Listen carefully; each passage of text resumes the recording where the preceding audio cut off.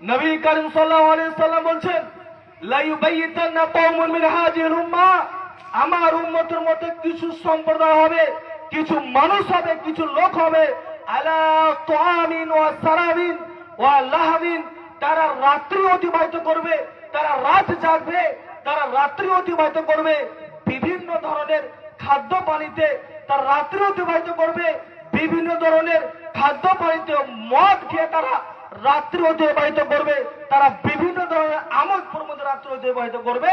আজ এই হাদিস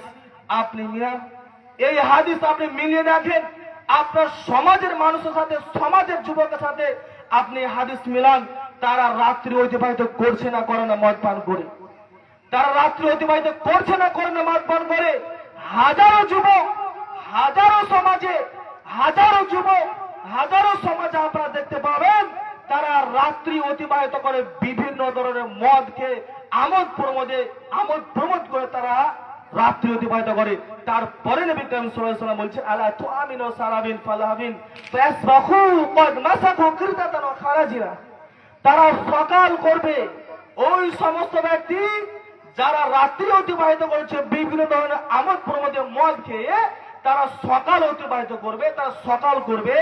আপনারা দেখে থাকেন, আপনার দাদা, আপনার সন্তান, তারা যখন রাত্রি অতিবাহিত সকালে উঠে 10টা 11টার সময় তারা ঘুম থেকে উঠে তাদের মুখ দিয়ে তাদের লাল পড়ে, মুখ দিয়ে লাল পড়ে, চোখে পেস্টি থাকে, দেখতে তাদেরকে শুকরের মতো লাগে।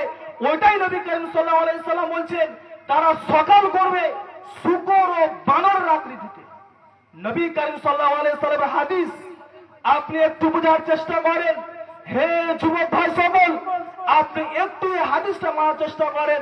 নবী করিম সাল্লাল্লাহু আলাইহি সাল্লাম বলছেন, আমার উম্মতের পরে কিছু সংখ্যক মানুষ হবে তারা রাত্রি অতিবাহিত করে বিভিন্ন ধরনের খাদ্য পানিতে মদ খেয়ে আমোদ প্রমোদে তারা সকাল করবে শুকুর ও বানরের আকৃতিতে, শুকুর ও বানরের মতো তারা সকাল করবে।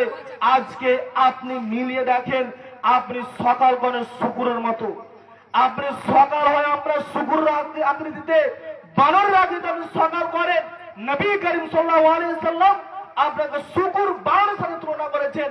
আপনি প্রকৃত একজন শুকুর, আপনি প্রকৃত একজন বানর যদি আপনি না হতেন, তাহলে মদের মুখে, জুয়ার মুখে লাঠি মেরে আপনি ফিরে আসতেন আল্লাহ পাক রব্বুল আলামিন থেকে। হে যুবক ভাই সকল, যারা এই সমস্ত কুকর্মে লিপ্ত হয়ে আছেন, যারা এই সমস্ত কুকর্মের মধ্যে পড়ে আছেন, যারা